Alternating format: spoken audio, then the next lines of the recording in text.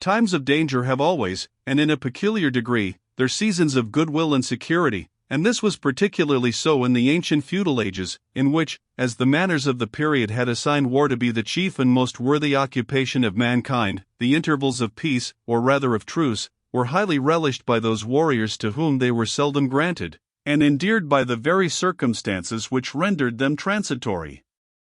It is not worthwhile preserving any permanent enmity against a foe whom a champion has fought with today, and may again stand in bloody opposition to on the next morning.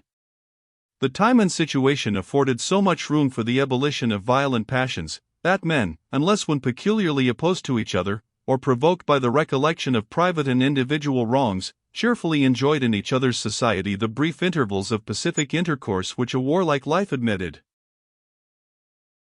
The distinction of religions, nay, the fanatical zeal which animated the followers of the Cross and of the Crescent against each other, was much softened by a feeling so natural to generous combatants, and especially cherished by the spirit of chivalry. This last strong impulse had extended itself gradually from the Christians to their mortal enemies the Saracens, both of Spain and of Palestine.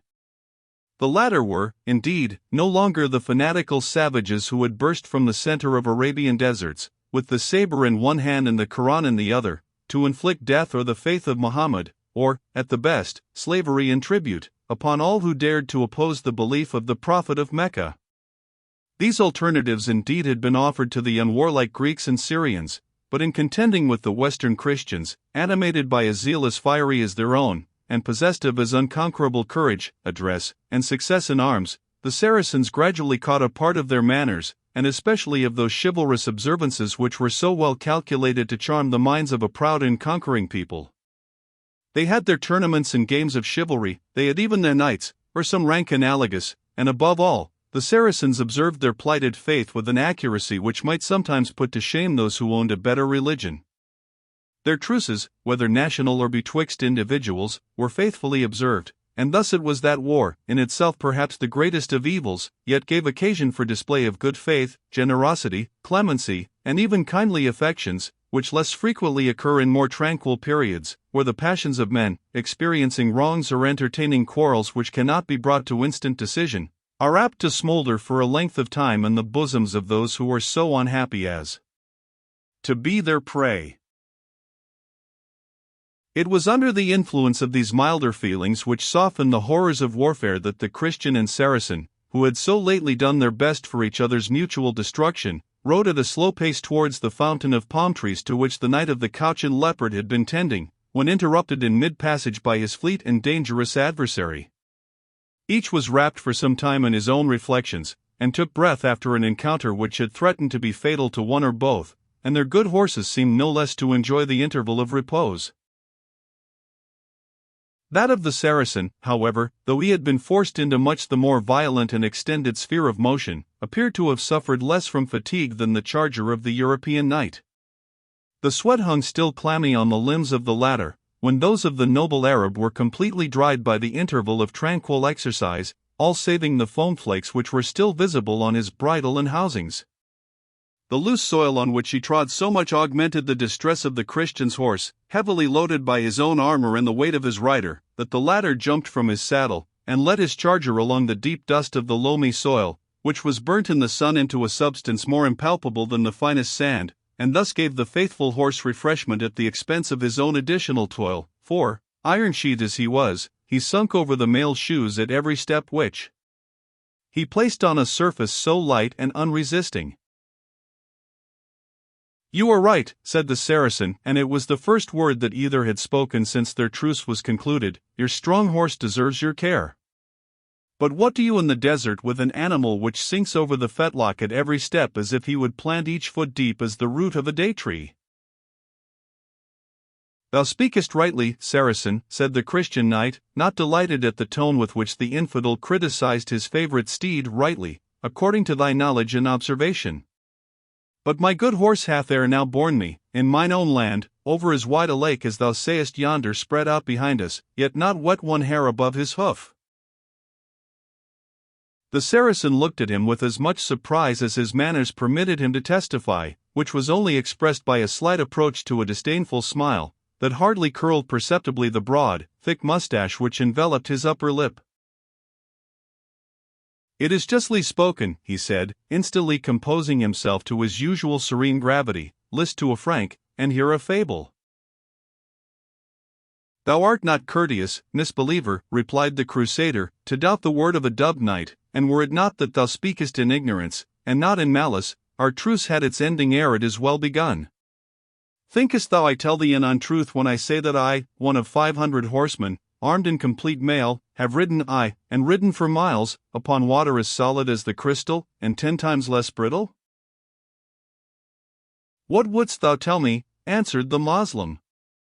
"Yonder inlandsea thou dost point it is peculiar in this, that, by the especial curse of God, it suffereth nothing to sink in its waves, but wafts them away, and casts them on its margin, but neither the Dead Sea, nor any of the 7 oceans which environ the earth, will endure on their surface the pressure of a horse's foot, more than the Red Sea endured to sustain the advance of Pharaoh and his host." "You speak truth after your knowledge, Saracen," said the Christian knight, "and yet, trust me, I fable not, according to mine. Heat, in this climate, converts the soil into something almost as unstable as water, and in my land cold often converts the water itself into a substance as hard as rock. Let us speak of this no longer, for the thoughts of the calm, clear, blue refulgence of a winter's lake, glimmering to stars and moonbeam, aggravate the horrors of this fiery desert, where, methinks, the very air which we breathe is like the vapor of a fiery furnace 7 times heated." The Saracen looked on him with some attention, as if to discover in what sense he was to understand words which, to him, must have appeared either to contain something of mystery or of imposition. At length he seemed determined in what manner to receive the language of his new companion. "You are," he said, "of a nation that loves to laugh, and you make sport with yourselves, and with others, by telling what is impossible, and reporting what never chanced. Thou art one of the knights of France, who hold it for glee and pastime to gab, as they term it, of exploits that are beyond human power. Gaber." This French word signified a sort of sport much used among the French chivalry, which consisted in vying with each other in making the most romantic gasconades. The verb and the meaning are retained in Scottish. "I were wrong to challenge, for the time, the privilege of thy speech, since boasting is more natural to thee than truth." "I am not of their land, neither of their fashion," said the knight, "which is, as thou well sayest, to gab of that which they dare not undertake, or, undertaking, cannot perfect. But in this I have imitated their folly, brave Saracen, that in talking to thee of what thou canst not comprehend, I have, even in speaking most simple truth, fully incurred the character of a braggart in thy eyes, so, I pray you, let my words pass." They had now arrived at the knot of palm trees and the fountain which welled out from beneath their shade in sparkling profusion. We have spoken of a moment of truce in the midst of war, and this, a spot of beauty in the midst of a sterile desert, was scarce less dear to the imagination. It was a scene which, perhaps, would elsewhere have deserved little notice, but as the single speck, in a boundless horizon, which promised the refreshment of shade and living water, these blessings, held cheap where they are common, rendered the fountain and its neighborhood a little paradise. Some generous or charitable hand, ere yet the evil days of Palestine began, had walled in and arched over the fountain, to preserve it from being absorbed in the earth, or choked by the flitting clouds of dust with which the least breath of wind covered the desert. The arch was now broken, and partly ruinous, but it still so far projected over and covered in the fountain that it excluded the sun in a great measure from its waters, which, hardly touched by a straggling beam, while all around was blazing, lay in a steady repose, alike delightful to the eye and the imagination. Stealing from under the arch, they were first received in a marble basin, much defaced indeed, but still cheering the eye, by showing that the place was anciently considered as a station, that the hand of man had been there and that man's accommodation had been in some measure attended to. The thirsty and weary traveler was reminded by these signs that others had suffered similar difficulties, reposed in the same spot, and, doubtless, found their way in safety to a more fertile country. Again, the scarce visible current which escaped from the basin served to nourish the few trees which surrounded the fountain, and where it sunk into the ground and disappeared, its refreshing presence was acknowledged by a carpet of velvet verdure. In this delightful spot the two warriors halted, and each, after his own fashion, proceeded to relieve his horse from saddle, bit, and rein, and permitted the animals to drink at the basin, ere they refreshed themselves from the fountain head, which arose under the vault. They then suffered the steeds to go loose, confident that their interest, as well as their domesticated habits, would prevent their straying from the pure water and fresh grass. Christian and Saracen next sat down together on the turf, and produced each the small allowance of store which they carried for their own refreshment. Yet, ere they severally proceeded to their scanty meal, they eyed each other with that curiosity which the close and doubtful conflict in which they had been so lately engaged was calculated to inspire. Each was desirous to measure the strength, and form some estimate of the character, of an adversary so formidable, and each was compelled to acknowledge that, had he fallen in the conflict, it had been by a noble hand.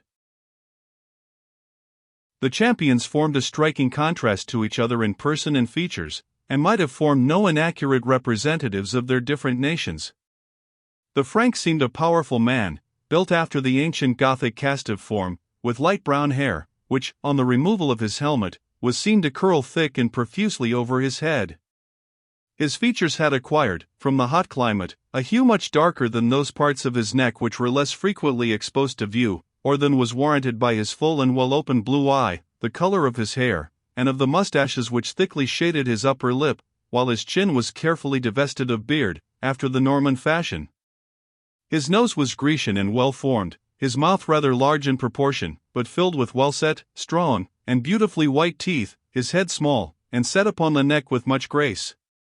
His age could not exceed 30, but if the effects of toil and climate were allowed for, might be 3 or 4 years under that period. His form was tall, powerful, and athletic, like that of a man whose strength might, in later life, become unwieldy, but which was hitherto united with lightness and activity. His hands, when he withdrew the mailed gloves, were long, fair, and well proportioned, the wrist bones peculiarly large and strong, and the arms remarkably well shaped and brawny. A military hardihood and careless frankness of expression characterized his language and his motions, and his voice had the tone of one more accustomed to command than to obey, and who was in the habit of expressing his sentiments aloud and boldly, whenever he was called upon to announce them. The Saracen emir formed a marked and striking contrast with the Western Crusader. His stature was indeed above the middle size, but he was at least 3 inches shorter than the European, whose size approached the gigantic. His slender limbs and long, spare hands and arms, though well proportioned to his person, and suited to the style of his countenance, did not at first aspect promise the display of vigor and elasticity which the emir had lately exhibited. But on looking more closely, his limbs, where exposed to view, seemed divested of all that was fleshy or cumbersome, so that nothing being left but bone, brawn, and sinew, it was a frame fitted for exertion and fatigue, far beyond that of a bulky champion, whose strength and size are counterbalanced by weight, and who was exhausted by his own exertions.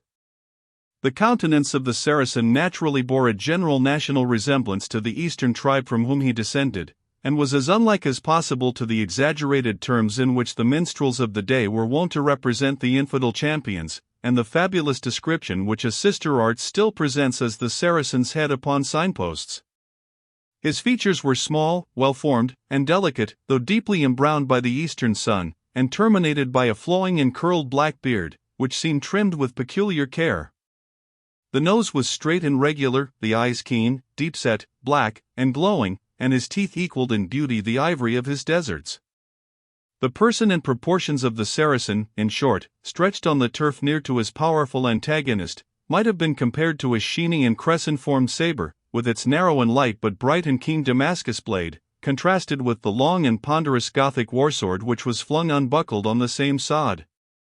The emir was in the very flower of his age, and might perhaps have been termed eminently beautiful, but for the narrowness of his forehead and something of too much thinness and sharpness of feature, or at least what might have seemed such in a European estimate of beauty.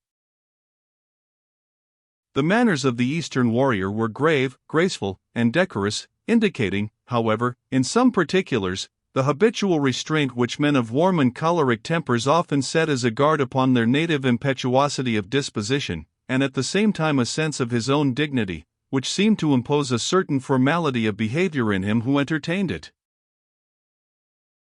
This haughty feeling of superiority was perhaps equally entertained by his new European acquaintance, but the effect was different, and the same feeling, which dictated to the Christian knight a bold, blunt, and somewhat careless bearing, as one too conscious of his own importance to be anxious about the opinions of others, appeared to prescribe to the Saracen a style of courtesy more studiously and formally observant of ceremony. Both were courteous, but the courtesy of the Christian seemed to flow rather from a good-humored sense of what was due to others, that of the Moslem, from a high feeling of what was to be expected from himself. The provision which each had made for his refreshment was simple, but the meal of the Saracen was abstemious. A handful of dates and a morsel of coarse barley bread sufficed to relieve the hunger of the latter, whose education had habituated them to the fare of the desert, although, since their Syrian conquests, the Arabian simplicity of life frequently gave place to the most unbounded profusion of luxury. A few draughts from the lovely fountain by which they reposed completed his meal. That of the Christian, though coarse, was more genial. Dried hog's flesh, the abomination of the Moslema, was the chief part of his repast, and his drink, derived from a leathern bottle, contained something better than pure element. He fed with more display of appetite, and drank with more appearance of satisfaction, than the Saracen judged it becoming to show in the performance of a mere bodily function, and, doubtless, the secret contempt which each entertained for the other, as the follower of a false religion, was considerably increased by the marked difference of their diet and manners.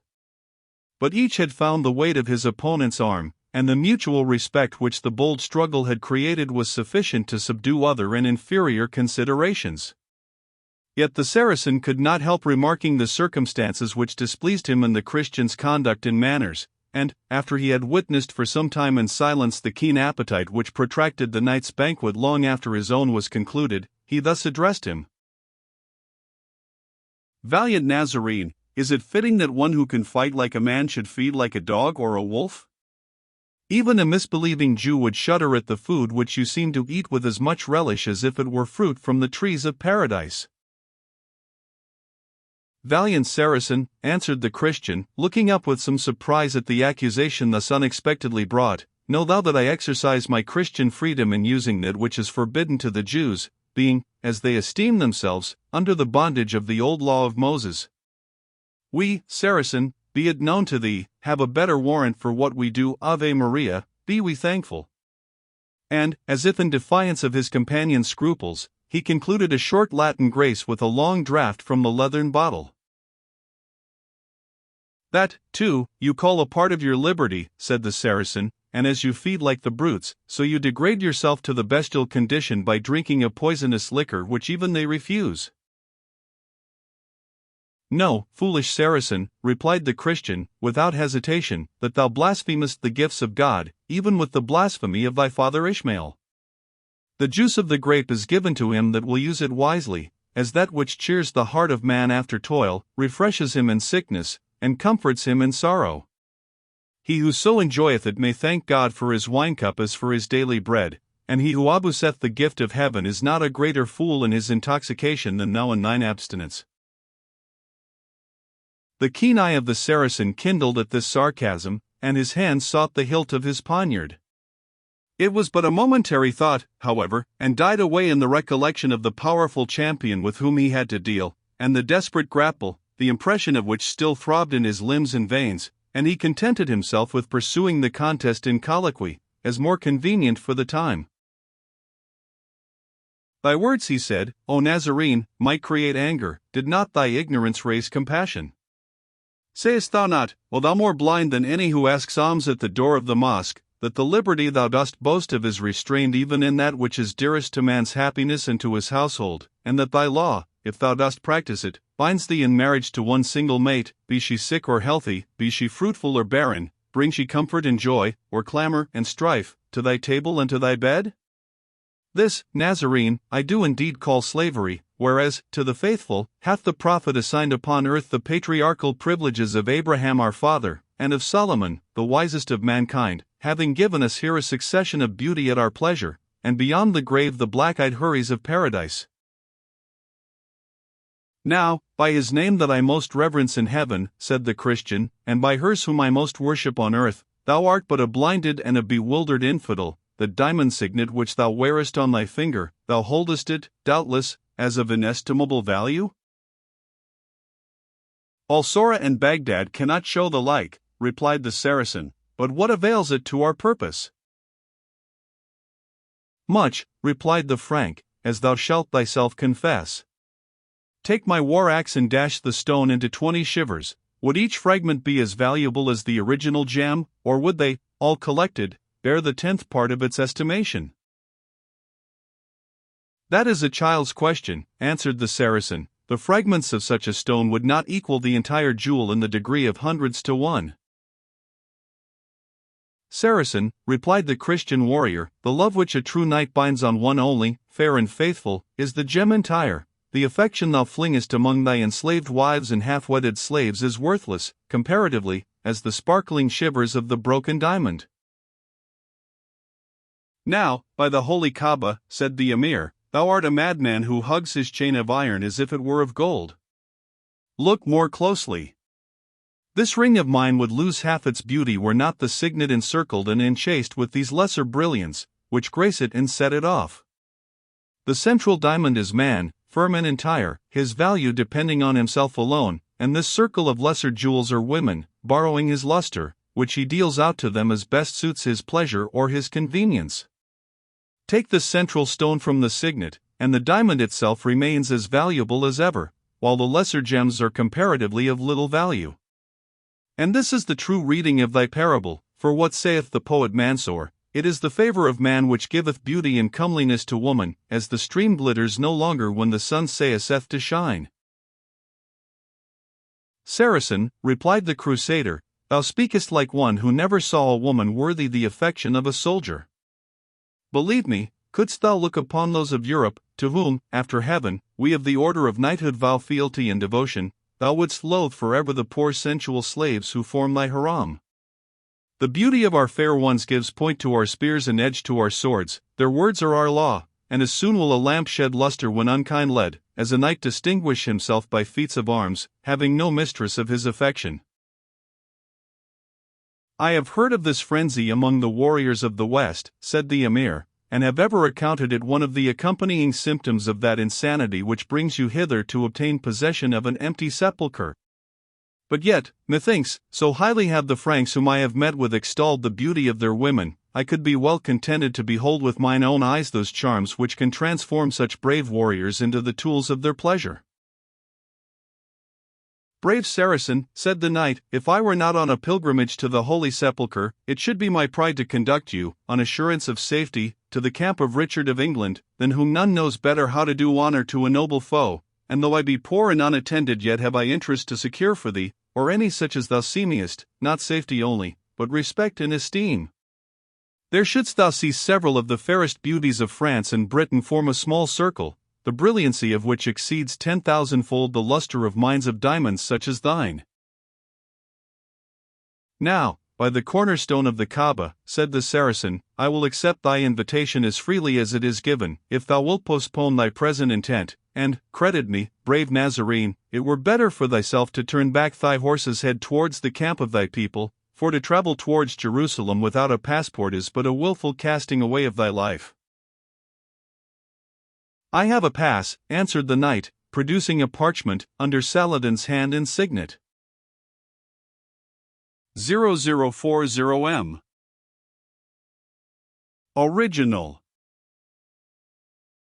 The Saracen bent his head to the dust as he recognized the seal and handwriting of the renowned Sultan of Egypt and Syria, and having kissed the paper with profound respect, he pressed it to his forehead, then returned it to the Christian, saying, Rash Frank, thou hast sinned against thine own blood and mine, for not showing this to me when we met.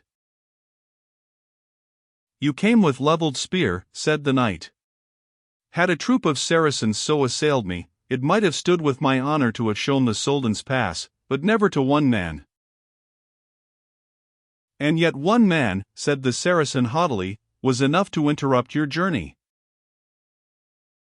True, brave Moslem, replied the Christian, but there are few such as thou art.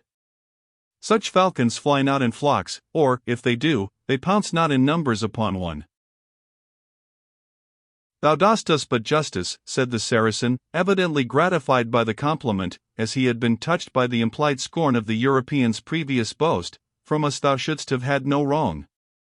But well was it for me that I failed to slay thee, with the safeguard of the King of Kings upon thy person. Certain it were, that the cord or the saber had justly avenged such guilt. I am glad to hear that its influence shall be availing to me, said the knight, for I have heard that the road is infested with robber tribes, who regard nothing in comparison of an opportunity of plunder. The truth has been told to thee, brave Christian, said the Saracen, but I swear to thee, by the turban of the Prophet, that shouldst thou miscarry in any haunt of such villains, I will myself undertake thy revenge with 5,000 horse. I will slay every male of them, and send their women into such distant captivity that the name of their tribe shall never again be heard within 500 miles of Damascus. I will so with salt the foundations of their village, and there shall never live thing dwell there, even from that time forward.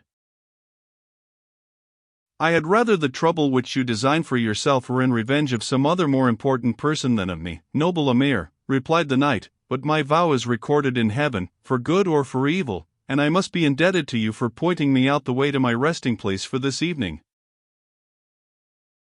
That, said the Saracen, must be under the black covering of my father's tent. This night, answered the Christian, I must pass in prayer and penitence with a holy man, Theodoric of Engaddi, who dwells amongst these wilds, and spends his life in the service of God. I will at least see you safe thither, said the Saracen. That would be pleasant convoy for me, said the Christian, yet might endanger the future security of the good father, for the cruel hand of your people has been red with the blood of the servants of the Lord, and therefore do we come hither in plate and mail, with sword and lance, to open the road to the holy sepulchre, and protect the chosen saints and anchorites who yet dwell in this land of promise and of miracle. Nazarene, said the Moslem, in this the Greeks and Syrians have much belied us, seeing we do but after the word of Abu Bakr al-Wakil, the successor of the Prophet, and, after him, the first commander of true believers. Go forth, he said, Yazd ben Sophian, when he sent that renowned general to take Syria from the infidels, quit yourselves like men in battle, but slay neither the aged, the infirm, the women, nor the children. Waste not the land, neither destroy corn and fruit trees, they are the gifts of Allah. Keep faith when you have made any covenant, even if it be to your own harm. If you find holy men laboring with their hands, and serving God in the desert, hurt them not, neither destroy their dwellings. But when you find them with shaven crowns, they are of the synagogue of Satan. Smite with the saber, slay, cease not till they become believers or tributaries. As the Caliph, companion of the Prophet, hath told us, so have we done, and those whom our justice has smitten are but the priests of Satan. But unto the good men who, without stirring up nation against nation, worship sincerely in the faith of Isa ben Maryam, we are a shadow and a shield, and such being he whom you seek, even though the light of the Prophet hath not reached him, from me he will only have love, favor, and regard. The anchorite whom I would now visit, said the warlike pilgrim, is, I have heard, no priest, but were he of that anointed and sacred order, I would prove with my good lance, against Paynim and infidel. Let us not defy each other, brother, interrupted the Saracen, we shall find either of us enough of Franks or of Moslema on whom to exercise both sword and lance. This Theodoric is protected both by Turk and Arab, and, though one of strange conditions at intervals, yet, on the whole, he bears himself so well as the follower of his own prophet, that he merits the protection of him who is sent. Now, by Our Lady, Saracen, exclaimed the Christian, if thou darest name in the same breath the camel-driver of Mecca with. An electrical shock of passion thrilled through the form of the Emir, but it was only momentary, and the calmness of his reply had both dignity and reason in it, when he said, Slander not him whom thou knowest not, the rather that we venerate the founder of thy religion, while we condemn the doctrine which your priests have spun from it. I will myself guide thee to the cavern of the hermit, which, methinks, without my help, thou wouldst find it a hard matter to reach. And, on the way, let us leave to mullahs and to monks to dispute about the divinity of our faith, and speak on themes which belong to youthful warriors, upon battles, upon beautiful women, upon sharp swords, and upon bright armor.